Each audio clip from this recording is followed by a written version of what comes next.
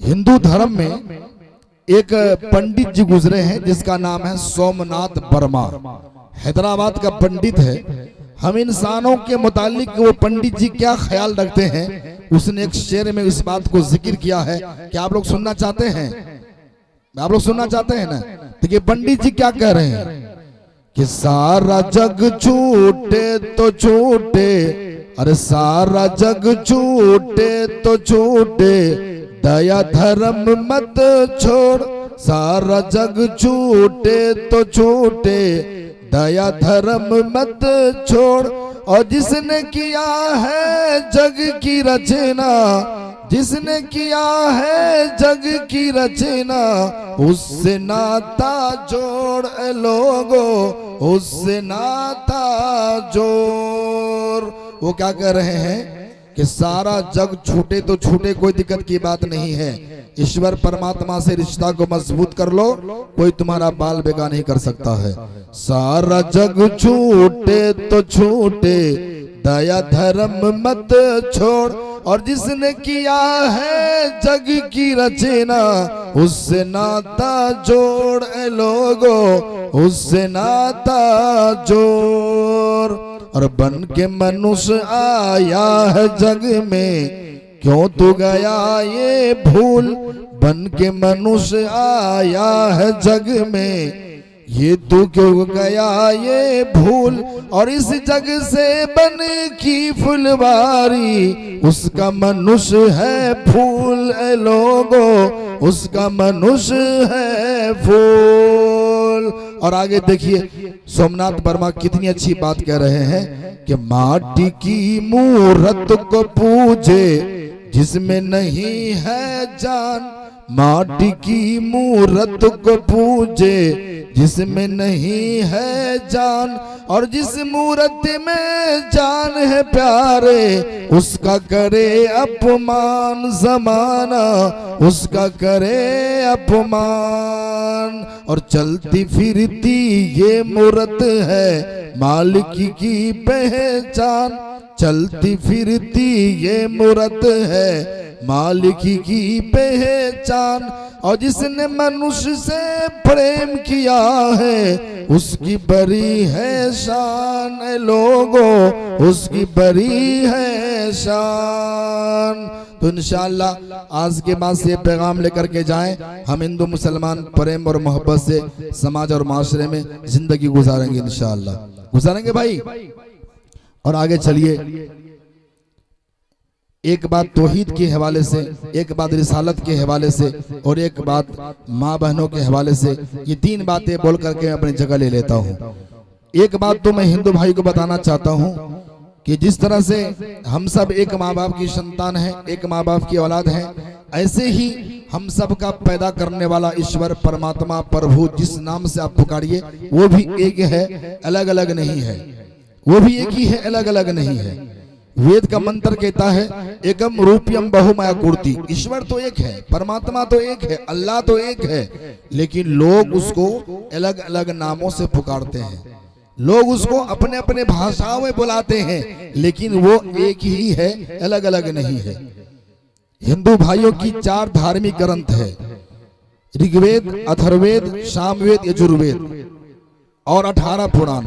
आइए इन चारों वेदों की किताबों के एक एक मंत्र पढ़ करके मैं आपको बता रहा हूं कि हम सब का परमेश्वर परमात्मा एक है या अलग अलग है, वो कितने हैं, वेद क्या कहती है और कुरान क्या कहता है। तो हिंदू भाई की 4 किताबों में सबसे मोतबर अफजल किताब है ऋग्वेद। तो ऋग्वेद का मंत्र कहता है यको जगदीश्वरा, यको जगत गुरु, सर्व अवतार सत्य, सर्व धर्म ग्रंथ सत, समता संबलन प्रार्थना। मंत्र कहता है कि यको जगदीश्वरा, ईश्वर एक है, यको एक है, दूसरा नहीं है, तीसरा नहीं है। यको जगदीश्वरा, वो एक ही है जो कुल शक्ति का मालिक है। वरा का अर्थ अगर अरबी में लेंगे उसका अर्थ होता रब्बुल आलमीन, पालनहार। खिलाने वाला, पिलाने वाला, संसार को चलाने वाला। अथर्ववेद का मंत्र कहता है यको जगदीश्वरा, इस पूरे संसार का एक ही है जो मनुष्य को भोजन देता है, मनुष्य का पालन पोषण करता है और इस कायनात को चलाता है। यको जगदीश्वरा, यको जगत गुरु, इस पूरे संसार का एक ही गुरु है।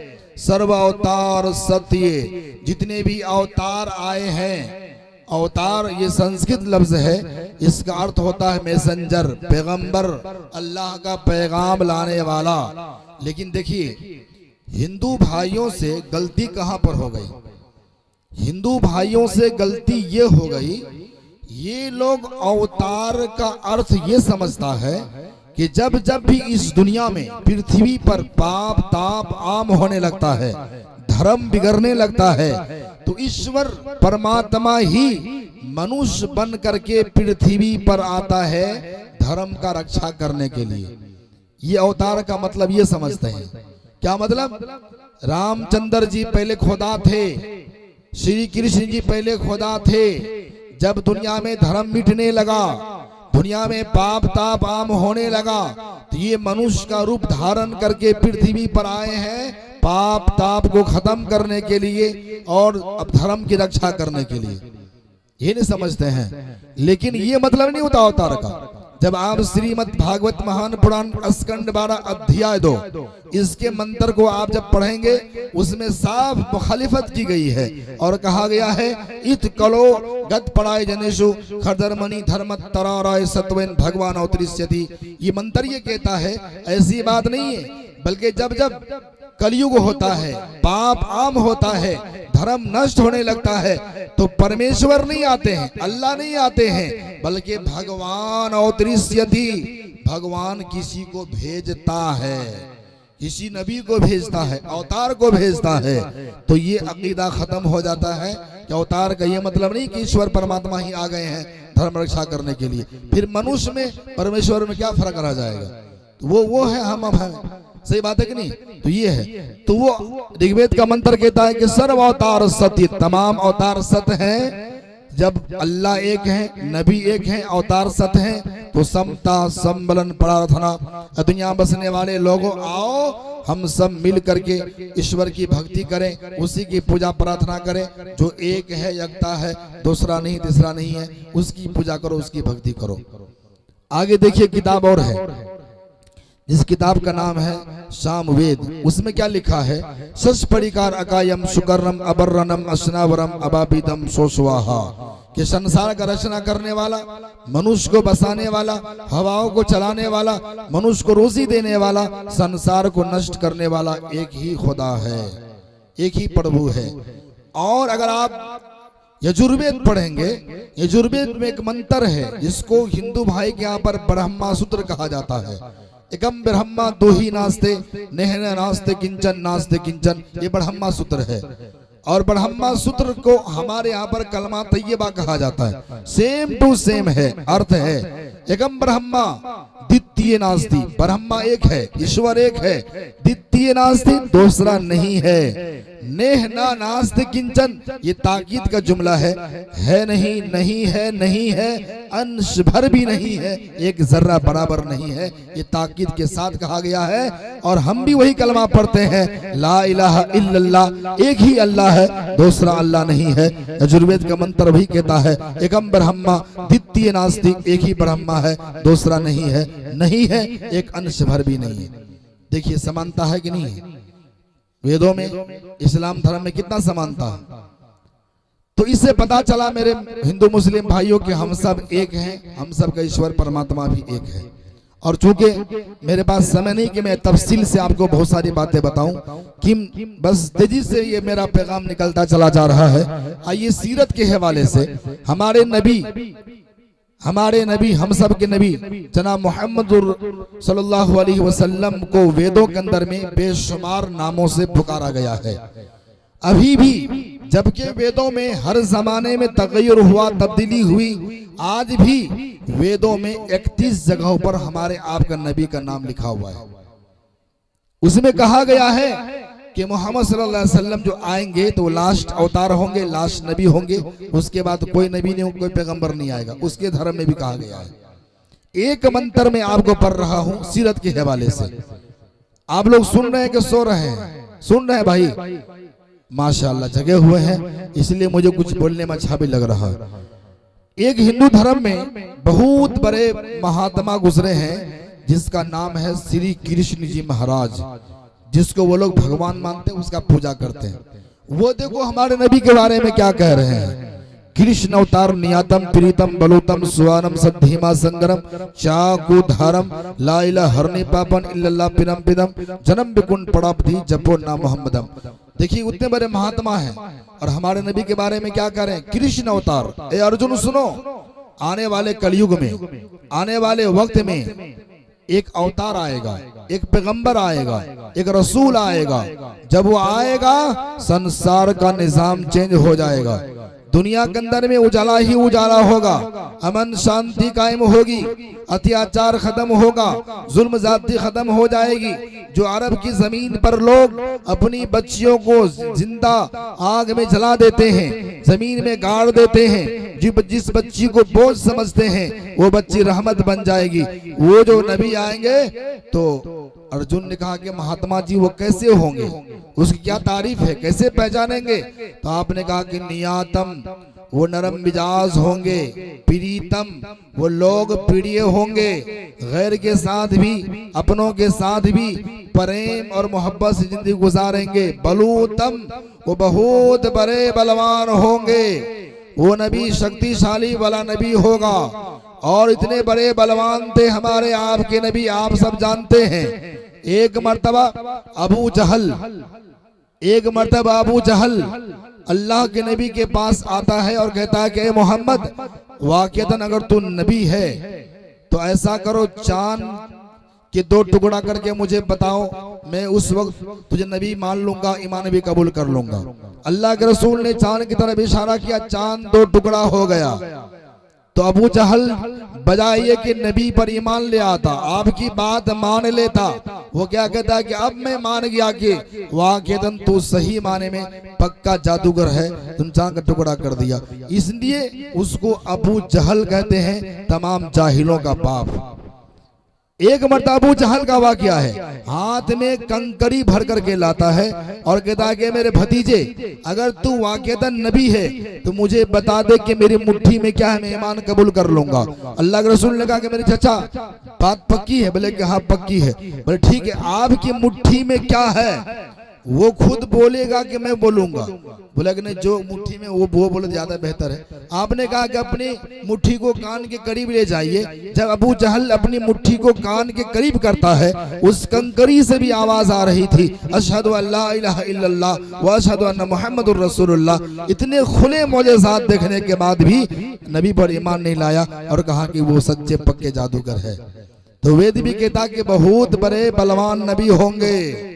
और आगे सुनिए क्या कहता है, ए अर्जुन चाकु धारम, वो जो नबी आएंगे उसके 4 यार होंगे, 4 दोस्त होंगे जो धर्म की रक्षा करेंगे। और हमारे नबी के 4 यार थे कि नहीं थे? 4 दोस्त थे कि नहीं थे? पहले यार का नाम क्या था? सय्यदना अबू बकर सिद्दीक रज़ियल्लाहु तआला अन्हु। दूसरा का नाम उमर फारूक रज़ियल्लाहु तआला अन्हु। तीसरा का नाम उस्मान गनी और चौथे का नाम हजरत अली। ये 4 यार थे। चाकु धारम, उसके 4 यार भी होंगे जो धर्म की रक्षा करेंगे। और आगे सुनो, वो जो अवतार आएंगे, वो जो नबी आएंगे, ईश्वर की तरफ से एक पैगाम लेकर के आएगा। वो पैगाम क्या होगा? ला इलाहा इल्लल्लाह, ये पैगाम होगा। और सुनो अर्जुन, उस मंत्र में, उस कलिमा में इतनी ताकत होगी कि ला इलाहा हरने पापन, जब कोई पापी, कोई गुनहगार एक बार उस मंत्र को पढ़ेगा, उसके हृदय से सारा पाप निकल जाएगा, गुनाह से मुक्ति मिल जाएगी, वो गुनाह से खत्म हो जाएगा। और ईमानदारी से बताइए, आपके यहाँ भी ये बात लिखी कि नहीं लिखी है? जब आदमी इखलास से एक मरतबा कलमा पढ़ता है, अल्लाह उसके सगीरा गुनाह को माफ कर देता है।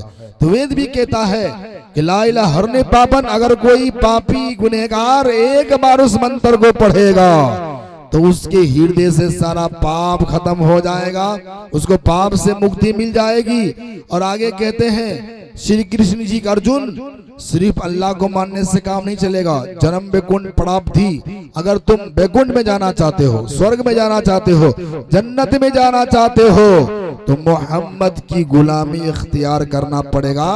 जपो नाम मोहम्मदम, कि मोहम्मद के नाम का माला जपो, उसके बगैर तुम जन्नती नहीं हो सकते हो। कितनी अच्छी बातें है कि नहीं?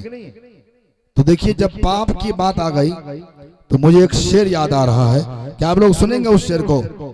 देखिए, ये शेर जो मैं पढ़ रहा हूँ, खासतौर से हमारे रफी के मोहतरम हजरत मौलाना मिन्नतुल्लाह रहमानी मिन्नतुल्लाह साहब शादी को ये शेर बहुत पसंद है।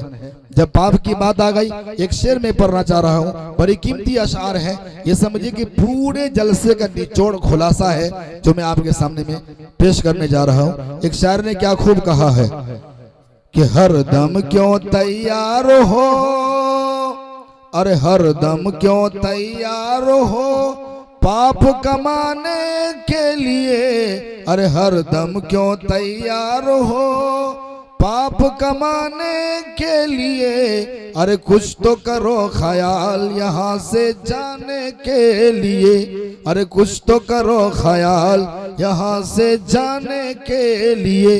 भाई कहाँ जाने के लिए? दिल्ली पंजाब, अल्लाह के पास जाने के लिए। अरे कुछ तो करो ख्याल यहाँ से जाने के लिए।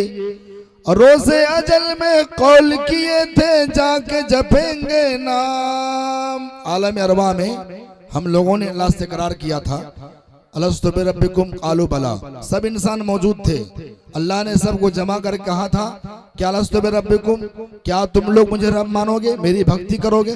सब ने कहा था कि हाँ आपकी भक्ति करेंगे, आपकी पूजा पाठ करेंगे, आपको मानेंगे। उसी को शायर कह रहा है, रोज़े अजल में कौल किए थे जाके जपेंगे नाम, और जग संसार में आके बंदे भूल गए सब काम।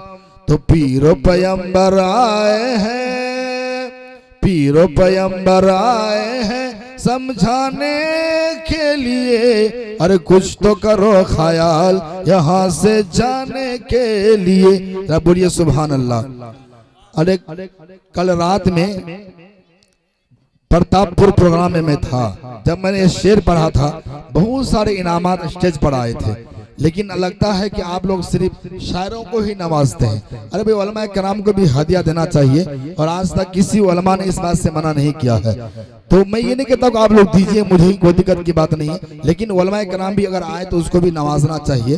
तो एक शेर बड़ी कीमती है, वो सुनिए। तो क्या कहा कि जब लोगों ने अल्लाह से जो इकरार किया था उसको भुला दिया, तो अल्लाह ने पैगंबरों को भेजा, ऋषि मुनियों को भेजा। हमारे आपकी आस्था के मुताबिक कम वेश कितने नबी आए हैं? 1.25 लाख नबी आए।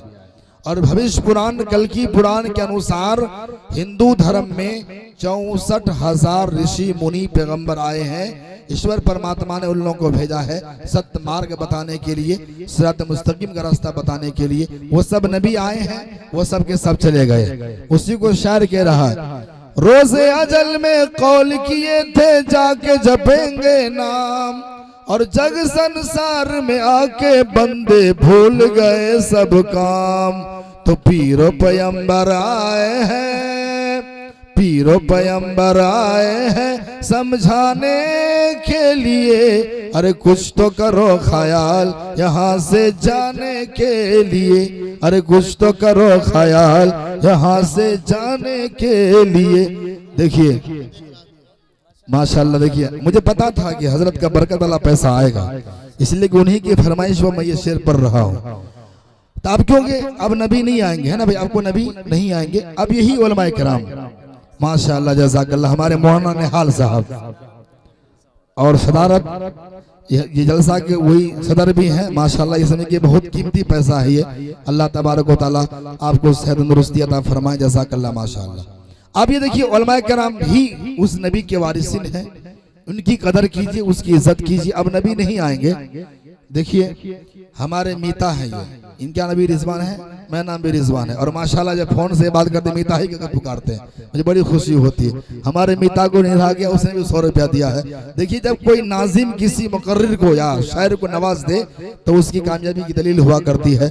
माशाल्लाह अल्लाह आपको हौसला अफजाई फरमाए, अल्लाह आपको तमाम परेशानी को दूर अता फरमाए। देखिए आप कोई नबी नहीं आएंगे, यही उलमाए कराम नबी के वारिसीन है। इसलिए हुजूर ने फरमाया जो किसी आलिम के मजलिस में बैठा, गोया कि वो नबी के मजलिस में बैठा, तो किसी आलिम से मुसाफा किया, उसने आलिम किसी नबी से मुसाफा किया, जिसने किसी उलमा के चेहरे की जियारत की, उसने किसी नबी के चेहरे की जियारत की। इसलिए अपने अपने इमाम की कदर करेंगे इंशाअल्लाह, और खास तौर से मस्जिद के इमाम की कदर कीजिए। आज मैंने ऐसे ऐसे मुसलमानों को देखा है, एक इमाम के पीछे 5 वक्त नमाज भी पढ़ रहा है, जैसे मस्जिद से बाहर निकलेगा चाय की दुकानों पर जाएगा, पान की दुकानों पर जाएगा, उसी इमाम साहब गिबत भी करता है, चुगलखोरी भी करता है। हमारे मोहल्ले के इमाम साहब ऐसे हैं, हमारे मोहल्ले के इमाम साहब ड्यूटी सही नहीं करते हैं, बहुत छुट्टियां मारते हैं। याद रखो लालू टोल के गैर नौजवानों, इमाम की गिबत चुगलखोरी करने वालों,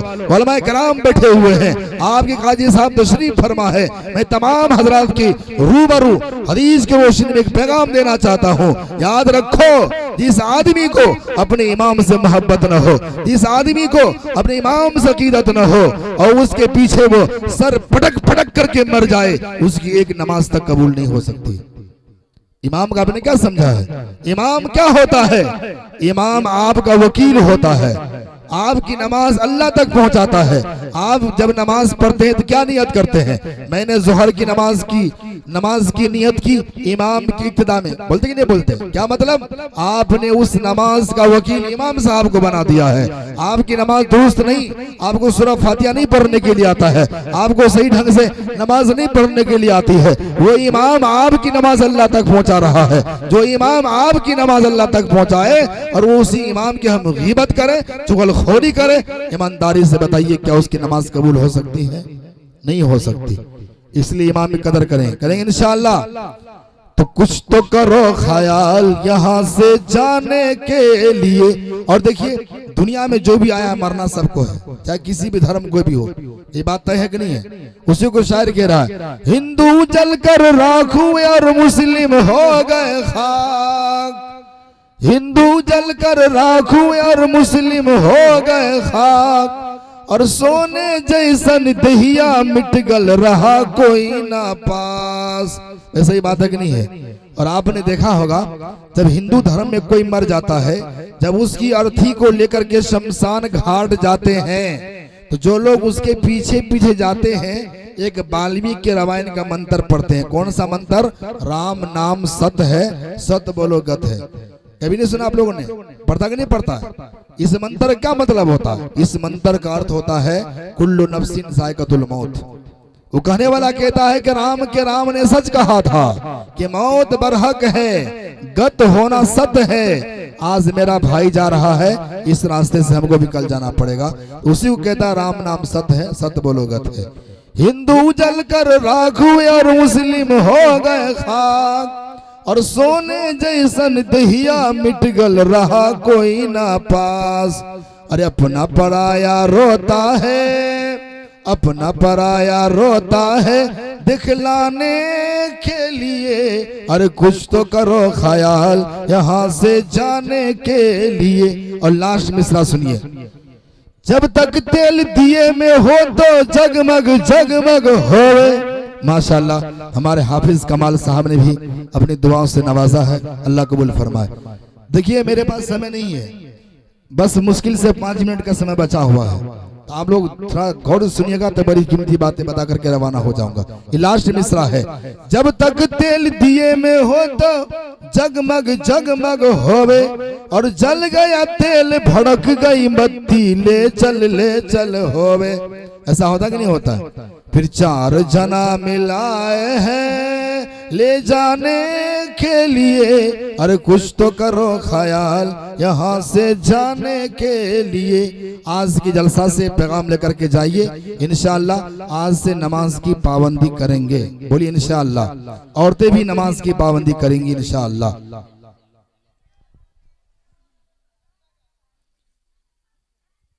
बस हो गया। एक पैगाम और मैं सिर्फ मैंने कहा कि 5 मिनट घड़ी दे करके, इसलिए कि मुझे पता था कि नादिम साहब कुछ लिख रहे हैं, मैं समझ गया कि और वक्त भी ज्यादा हो चुका है। एक बात मैं माँ बाप के हवाले से, क्योंकि अभी मैं समाज में माशरे में देखता हूँ कि जब इंसान की शादी हो जाती है अपने माँ बाप पर जुल्म करना, अत्याचार करना, और ऐसे ऐसे मैंने आजकल के नौजवानों को देखा है अपने बूढ़े माँ बाप को घर से बाहर भी निकाल देते हैं। नौजवानों, ये माँ बाप क्या है, उसका मकाम मर्तबा कितना ऊंचा है। हमारे आपके नबी फरमाते हैं अगर कोई नौजवान अपने माँ बाप को सिर्फ एक बार मोहब्बत की निगाह से देखे, अल्लाह उसको एक बार हज करने का सवाब अता फरमाता है। ये माँ बाप का मकाम बताया गया। और हुजूर के सहाबा ने कहा या रसूलुल्लाह, अगर कोई आदमी दीन में 100 बार माँ को मोहब्बत की निगाह से देखे, क्या उसको 100 बार हज करने का सवाब मिलेगा? हुजूर ने कहा कि मेरे सहाबा, अल्लाह खजाने में कमी नहीं है। अगर कोई आदमी दीन में 100 बार भी अपने माँ बाप को प्यार की मोहब्बत से निगाह से देखेगा, अल्लाह उसको 100 बार हज करने का सवाब अता फरमाएगा। और याद कीजिए, आप जिंदगी भर अपनी वालिदैन की खिदमत करते करते मर जाएंगे। हमसे आपसे वालिदैन का हक कभी अदा नहीं हो सकता है। एक मर्तबा हमारे आपके नबी बैठे हुए थे, एक सहाबी आए, या रसूलुल्लाह क्या मुझसे माँ का हक अदा हो गया?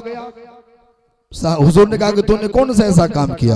वो सहाबी बोलते हैं कि या रसूलुल्लाह मैं गरीब आदमी हूँ, मेरे पास सवारी नहीं थी, मैंने अपने माँ को सर पर बैठा करके खाना कवा का तवाफ कराया है, हज कराया है, क्या मुझसे माँ का हक अदा हो गया?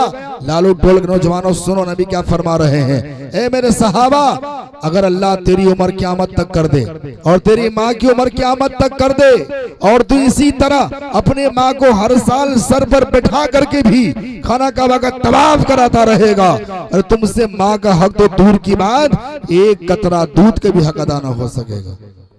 तो कदर करेंगे इंशाअल्लाह। और याद रखिए, बहुत से लोग जिंदगी में उसकी माँ है, उसके बाप हैं, पैसे के लिए तरस गए, खाने के लिए तरस गए, और जब मर जाते हैं पूरे सभा का भोज कर रहा है, जलिस्मा भी कर रहा है, तीजा भी कर रहा है, और धूमधाम से भोज कर रहा है। याद रखो, जब तेरी माँ जिंदा में नाराज थी, तो उससे खुश नहीं थी, उसके मरने के बाद चाहे तुम पूरी दुनिया को भोज खिला दो, तेरे माँ को आत्मा को शांति नहीं मिल सकती है, तेरे भोज करने से कुछ नहीं मिल सकता है। अब हिंदी का एक पंथी 2 मिनट में भी आपके सामने कर करके मैं रुखसत हो जाऊंगा, आप लोग सुनेंगे इंशाअल्लाह। ये देखिए हिंदी की पंक्ति है, जब माँ की बात आ गई, हमारे मिता साहब से मैं कह रहा हूँ कि 2 मिनट का समय दीजिए, बड़ी अच्छी बातें हैं वो कह करके मैं रुखसत हो जाऊंगा। देखिए कितनी अच्छी बात की गई है इस पंक्ति के अंदर में, कि तन को धोया अगर मन को धोया नहीं, तन को धोया अगर मन को धोया नहीं, ऐसा गंगा नहाने से क्या फायदा? कि तन को धोया अगर मन को धोया नहीं, ऐसा गंगा नहाने से क्या फायदा? किरदार कुर्ता पहने हुए हैं, नमाज पढ़ रहे हैं, लेकिन भाई से दुश्मनी है, बुग़्ज़ है, अदावत है, आत्मा काला हो चुका है। तो शायर कह रहे हैं कि तन को धोया अगर मन को धोया नहीं, ऐसा गंगा नहाने से क्या फायदा? और तूने प्यासों को पानी पिलाया नहीं, तूने प्यासों को पानी पिलाया नहीं, बाद अमृत पिलाने से क्या फायदा? वैसे ये बात है कि नहीं है? और देखिए माँ के हवाले से, ये मदीने के आका का फरमान है बाप माँ तेरी इज्जत है सम्मान है, कि बाप माँ अगर तुझसे नाराज हो, कि बाप माँ अगर तुझसे नाराज हो, तो हज उम्रा पे जाने से क्या फायदा? तूने प्यासों को पानी पिलाया नहीं, बाद अमृत पिलाने से क्या फायदा? इंशाअल्लाह कभी मौका मिलेगा तो ढेर सारी बातें आपको कहने सुनने का मौका मिलेगा। बस जो भी बातें कही गई है, अल्लाह से दुआ कीजिए अल्लाह ताला मुझे भी और आपको भी, हमारी माँ बहनों को भी इन बातों पर अमल करने की तौफीक अता फरमाए। आमीन सुम्मा आमीन। व आखिरु दावाना अनिल हम्दुलिल्लाहि रब्बिल आलमीन।